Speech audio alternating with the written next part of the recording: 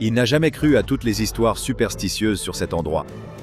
Peu importe à quel point c'était lugubre et vide, un bâtiment reste un bâtiment, n'est-ce pas? Mais maintenant, regardant avec une horreur abjecte la mâchoire fendue et brumeuse du spectre, ricaner de façon maniaque, le voyant flotter de plus en plus près, l'enquêteur commence à reconsidérer ses convictions. Peut-être que les fantômes existent vraiment, mais avant d'aller plus loin, je voudrais prendre un moment pour remercier le sponsor de la vidéo d'aujourd'hui, War Thunder. Attention à tous les passionnés de combat de véhicules. Si vous êtes comme moi et que vous raffolez des détails hyper réalistes, alors War Thunder est le jeu fait pour vous. Il y a plus de 2000 chars, avions, hélicoptères et même navires de guerre magnifiquement modélisés. Et ces détails ne sont pas là juste pour faire joli. Ils se traduisent par un scénario de combat incroyablement authentique avec un modèle de dégâts réaliste. Les véhicules n'ont pas simplement des points de vie, ils subissent une usure réelle. Et grâce à la vue en rayon X des dégâts, vous pouvez voir la destruction en temps réel se dérouler. Vous pouvez aussi personnaliser vos véhicules avec de nombreuses options, y compris des camouflages, des décalcomanies historiques, ainsi que des accessoires en 3 dimensions comme de l'équipement ou des plantes. Des types de parties, à vous de choisir. Plongez dans des affrontements rapides ou immergez-vous dans des combats GCG stratégiques et réalistes. Mais peu importe votre choix, vous profiterez de superbes graphismes en 4K accompagnés d'ambiances sonores authentiques qui vous plongent directement dans l'action. Et dans War Thunder, même les commandes sont innovantes. Pas besoin d'un équipement OTAS sophistiqué pour piloter un avion. Il vous suffit d'un clavier et d'une souris pour devenir un as grâce à leur mode de visée intuitive à la souris. Alors plongez dans l'action avec War Thunder dès maintenant. Disponible sur PC, PlayStation 5, Xbox X et S ou sur la génération précédente de consoles. Et pour les nouveaux joueurs qui utilisent mon lien spécial dans la description, vous recevrez un grand pack bonus avec plusieurs véhicules premium, un compte premium, une décoration exclusive en 3 dimensions pour vos véhicules et bien plus encore. Mais c'est disponible pour une durée limitée seulement, alors n'attendez pas. Tout commence comme la plupart des affaires avec un client et une histoire triste. À ce stade, l'enquêteur s'est depuis longtemps habitué à la façon dont les choses se déroulent. Quelqu'un dont l'affaire a été classée sans suite par la police, laissé sans solution ni résolution, finit par se tourner vers lui. Et son client le plus récent est à peu près dans la même situation. C'est une affaire de disparition. La police a déjà abandonné les recherches concernant le fils du client et un ami proche, qui ont tous deux disparu dans des circonstances mystérieuses. Avec la cliente en larmes disant qu'elle veut juste savoir si son fils est en vie ou non, l'enquêteur accepte de prendre l'affaire. Il lui dit qu'il fera tout ce qu'il peut. Même si la réponse qu'il finit par découvrir n'est pas celle qui apporte le bonheur, elle pourrait au moins apporter un certain apaisement. La cliente remet l'ordinateur de son fils. Il ne faut pas longtemps à l'enquêteur pour trouver sa première piste. Il s'avère que le fils gère une chaîne ici même sur YouTube. L'enquêteur examine ça de plus près. Elle semble être consacrée à discuter du paranormal et à en révéler l'existence. Esprit, séance, Sasquatch, il essaie de déterminer ce qui est réel et ce qui n'est que pure invention. L'enquêteur secoue la tête et soupire. Il n'a jamais été du genre superstitieux. Les fantômes et les gremlins n'étaient généralement que des mythes qui détournaient l'attention des véritables méfaits dans le monde. Mais il remarque alors quelque chose, une série récurrente de vidéos sur la chaîne du youtubeur. Chaque vidéo suit un format similaire. Lui et un caméraman s'aventurent dans un bâtiment délabré qui serait soi-disant hanté. Puis ils passent la nuit sur place ou essaient d'entrer en contact avec des esprits. Alors que le doute subsistait quant à un enlèvement surnaturel, l'enquêteur est convaincu que le youtubeur devait être en train de filmer une nouvelle de ses explorations paranormales, la nuit où lui et son caméraman ont disparu. Et en effet, l'enquêteur n'a pas à chercher bien loin pour avoir raison. Il y a un historique de messages privés entre le youtubeur et le caméraman où ils discutent d'idées de vidéos susceptibles d'augmenter leur vue et leur engagement. Le youtubeur fait remarquer que les vidéos sur les prisons hantées attirent généralement un public intéressé. Et le caméraman découvre l'emplacement d'un pénitencier fédéral abandonné après quelques recherches. Ils sont tous les deux d'accord pour s'y rendre et prévoient de filmer une nouvelle vidéo à cette occasion. Il y a même une adresse dans leur historique de discussion et ils ont convenu de se retrouver le soir même où leur disparition allait avoir lieu. Alors l'enquêteur monte dans sa voiture et se rend sur les lieux. Lorsqu'il arrive, il fait déjà nuit. Hanté ou non, la vue du complexe pénitentiaire désert la nuit donne même la chair de poule à l'enquêteur. Il s'aventure à l'intérieur, l'écho de ses bottes sur le sol brisant le silence inquiétant. Chaque pas est lent et posé avec précaution pour éviter de marcher ou de trébucher sur des obstacles qui pourraient traîner au sol, mais aussi pour que l'enquêteur puisse inspecter chaque recoin du pénitencier fédéral abandonné. Après tout, des indices sur les disparitions mystérieuses pourraient se trouver n'importe où autour de lui. Il sait qu'il a probablement peu de chances de tomber sur le YouTuber et le caméraman vivant, mais simplement coincé quelque part dans la prison vide. Mais soudain, il entend un bruit. On dirait presque une voix. Une personne qui crie. L'enquêteur regarde autour de lui, s'arrête et attend pour voir s'il l'entend à nouveau. Quelques instants passent et il n'y a rien d'autre que le silence de la vieille prison, avec parfois une brise venant de l'extérieur de ses vieux murs. Ce n'était peut-être que le vent qui lui jouait des tours, se dit l'enquêteur pour se rassurer, avant de remarquer que les poils de sa nuque sont tous hérissés. Il se réprimande silencieusement d'avoir eu peur pour rien. Bientôt, il aurait peur de sa propre ombre. Il s'aventure plus loin dans le pénitencier abandonné, passant devant des cellules vides qui autrefois auraient abrité des voleurs et des meurtriers. Cela pousse l'enquêteur à se demander, alors qu'il avance silencieusement, si quelqu'un qu'il a déjà fait arrêter a fini dans cette prison. Il n'a pas résolu beaucoup d'affaires impliquant des crimes violents, mais quelques-unes très particulières de sa carrière lui reviennent en mémoire. Toutes les affaires qu'il examine n'ont pas une réponse simple et directe. Et parfois, une personne disparue n'est pas simplement quelqu'un qui a quitté la ville ou qui est venu dans une vieille prison lugubre pour faire une vidéo YouTube. Alors que l'enquêteur avance prudemment dans un bloc cellulaire au fond de la prison, il manque de trébucher. Quelque chose se trouve à ses pieds et se déplace lorsque sa botte le heurte. En y regardant de plus près, l'enquêteur tend la main vers le sol pour récupérer l'objet. Du bout des doigts, il le touche et le ramasse. C'est une caméra, et pas un simple caméscope bon marché non plus. Un équipement bien plus impressionnant que ce qu'une personne ordinaire posséderait, et certainement trop cher pour que son propriétaire le laisse simplement traîner. Il ressemble à une caméra de studio de télévision miniaturisée, avec un microphone et un petit écran LCD qui se déplie sur le côté. Assez sûr que cela appartenait au caméraman disparu, l'enquêteur allume l'appareil, sans se rendre compte de la gravité de l'erreur qu'il vient de commettre. L'écran de la caméra s'allume avec une icône dans le coin indiquant le niveau de charge de la batterie. Il ne reste qu'un quart.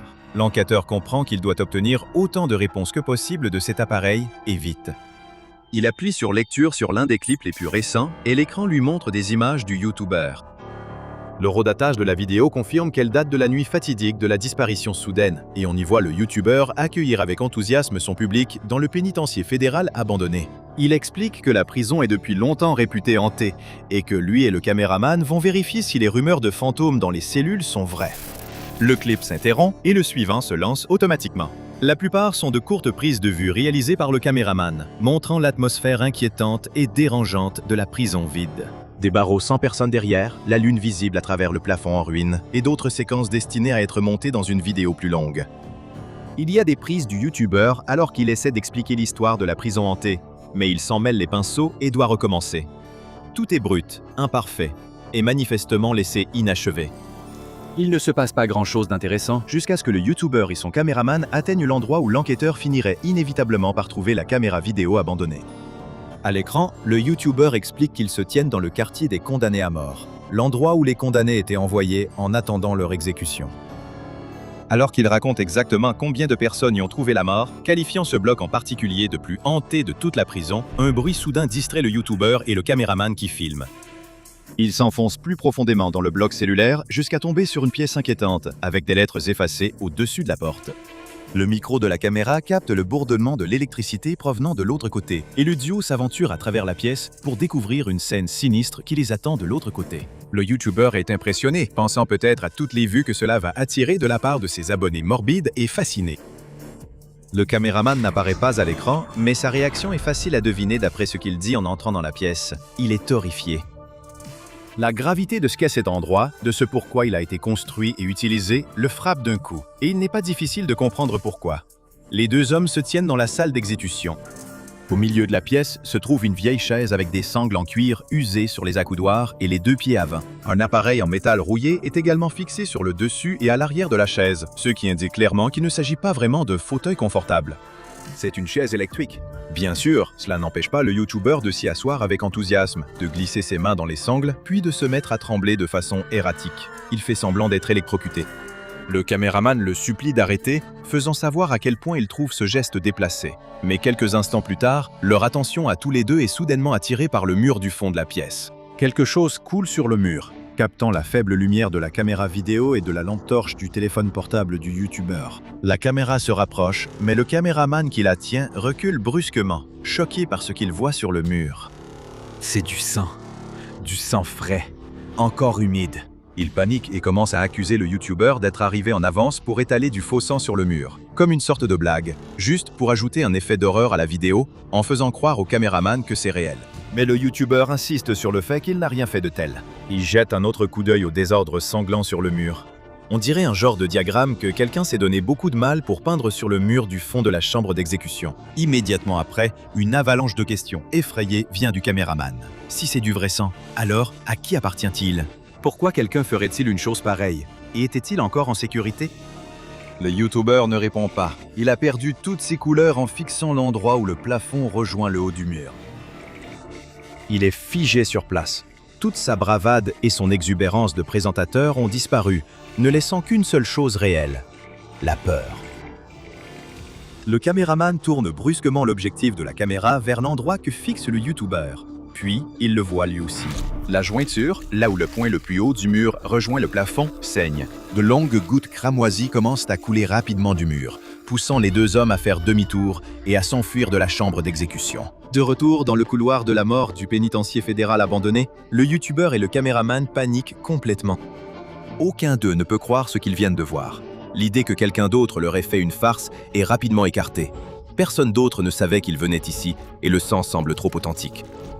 Le youtubeur a l'habitude d'utiliser du faux sang pour faire peur dans ses vidéos. Il est difficile d'imiter l'odeur métallique du vrai sang. Soudain, une cacophonie assourdissante éclate à proximité. C'est assourdissant, le fracas du métal contre le métal. Le caméraman tourne brusquement l'objectif vers les cellules. Bien qu'il soit abandonné, le couloir de la mort semble, de façon inquiétante, plus vivant que jamais.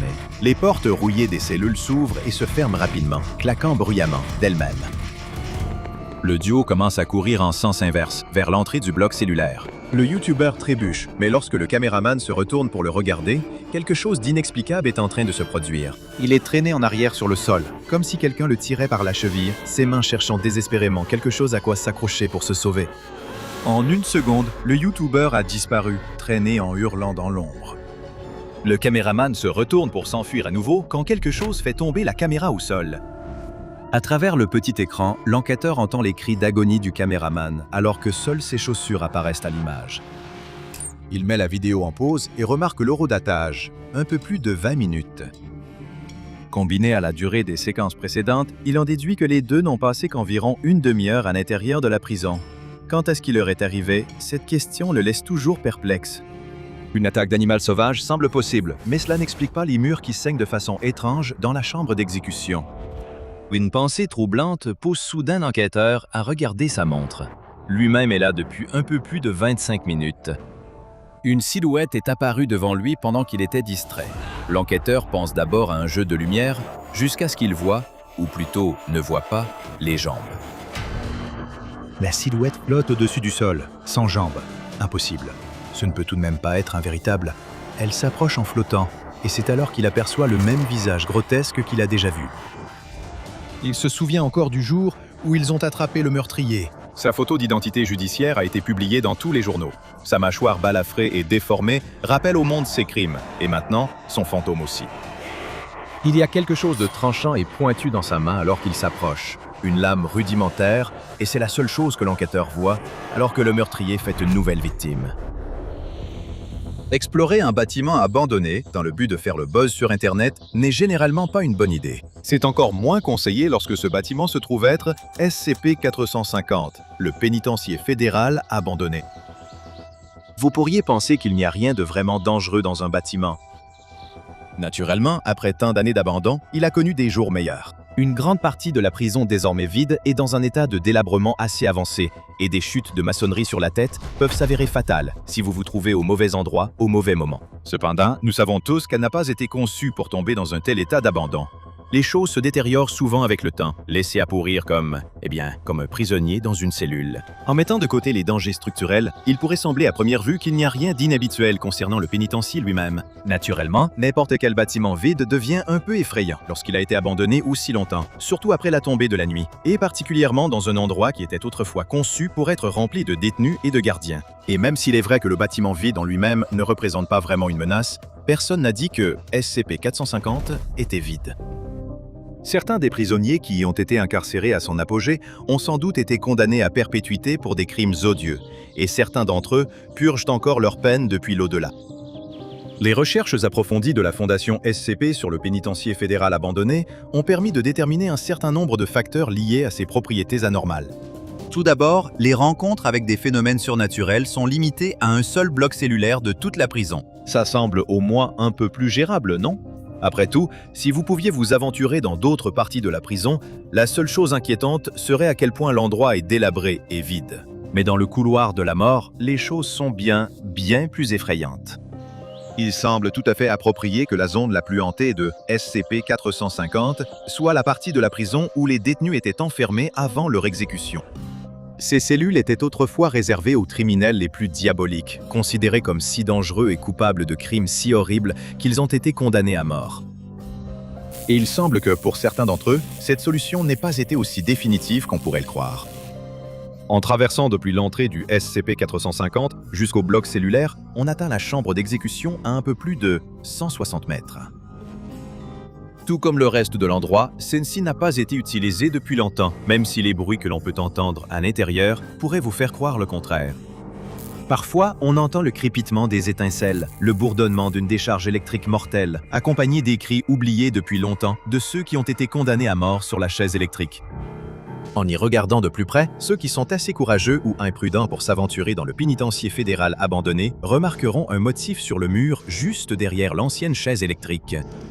Ce qui pourrait sembler n'être qu'une inscription complexe est en réalité une carte de toute la prison, et elle est dessinée avec du sang. Les chercheurs de la Fondation SCP ont découvert que cette carte a tendance à se dégrader avec le temps, en raison de l'usure naturelle subie par le SCP-450. Pour cette raison, et peut-être afin que les détenus puissent s'orienter, le schéma ensanglanté est régulièrement entretenu et repeint lorsque cela est nécessaire. En parlant des détenus, vous pouvez sûrement imaginer ce qu'ils devaient être de leur vivant pour se retrouver dans le couloir de la mort. Maintenant, essayez d'imaginer à quel point ils sont encore pires après avoir été exécutés. Les descriptions des nombreuses entités qui habitent la SCP-450 sont rares, et c'est peut-être mieux ainsi, si jamais vous êtes sensible. Cependant, une chose dont la Fondation est certaine, c'est qu'elles sont toutes hostiles. Une rencontre avec l'un des prisonniers spectraux est inévitablement fatale.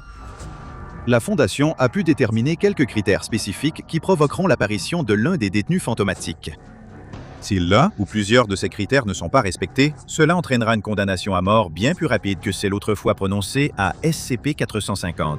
Premièrement, utilisez toute autre entrée que la porte principale pour accéder au bloc cellulaire hanté. Cela signifie qu'il ne faut pas essayer d'y arriver en revenant sur ses pas dans des couloirs vides ou en prenant des raccourcis par les escaliers.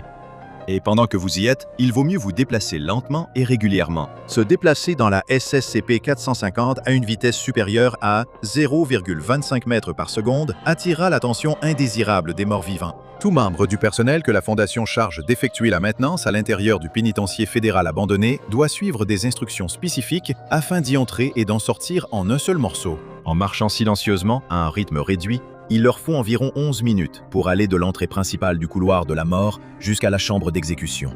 Mais ils devront aussi prendre en compte le trajet du retour. Toute personne présente dans le bloc cellulaire pendant plus de 25 minutes à la fois attirera invariablement les prisonniers. Avec le trajet prenant 11 minutes dans chaque sens, cela ne laisse au personnel que 3 minutes pour repeindre la carte imbibée de sang et revenir en sécurité à temps. Et essayer de revenir à courant n'est vraiment pas conseillé. Plus vous vous déplacez rapidement, plus vos pas risquent d'être bruyants, et le bruit semble être une autre chose qui attire les détenus infernaux. On sait que les bruits dépassant 25 décibels les attirent, tout comme l'utilisation de tout appareil électronique et le fait de retourner à la SCP-450 plus d'une fois toutes les 24 heures. Bien sûr, ce n'est pas une promenade de santé pour ceux que la Fondation envoie dans le pénitencier fédéral abandonné. Le personnel rapporte souvent des expériences similaires à l'intérieur du bloc cellulaire hanté. Ils font fréquemment l'expérience d'hallucinations de figures spectrales et translucides. Souvent, certains de ces prisonniers poltergeist apparaissent plus clairement que d'autres, et certains ont encore une apparence plus humaine que les autres. Des hallucinations auditives sont également fréquemment ressenties par ceux qui visitent SCP-450. Beaucoup d'entre elles forment une cacophonie de cris de prisonniers, les cris désespérés de ceux qui sont encore piégés dans la prison, désormais sans gardien pour leur ordonner de se taire après l'extinction des feux. Mais la Fondation aime rassurer son personnel en affirmant que tout ce qu'ils vivent à l'intérieur du SCP-450 est parfaitement normal. Il n'y a aucune raison de s'inquiéter, peu importe le nombre de voix spectrales que l'on pourrait entendre. Si les murs commencent à saigner, ne vous en faites pas. Et si le personnel tombe sur des restes morts et en décomposition, il est conseillé de ne pas enquêter pour leur propre sécurité.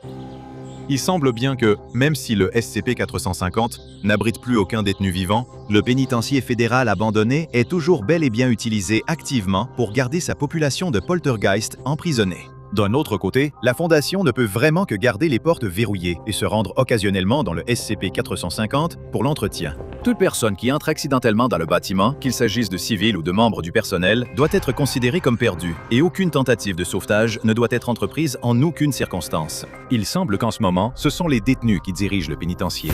Merci encore à War Thunder d'avoir sponsorisé ma vidéo. Téléchargez-le dès maintenant en cliquant sur le lien dans la description et recevez un grand pack bonus comprenant plusieurs véhicules premium, des comptes premium, une décoration 3D exclusive pour vos véhicules et bien plus encore. Mais n'oubliez pas, ce n'est disponible que pour une durée limitée. Découvrez le Patreon du Dr Bob et devenez chercheur junior dès aujourd'hui. Allez maintenant regarder une autre entrée des dossiers du Dr Bob comme SCP-280, les yeux dans l'obscurité.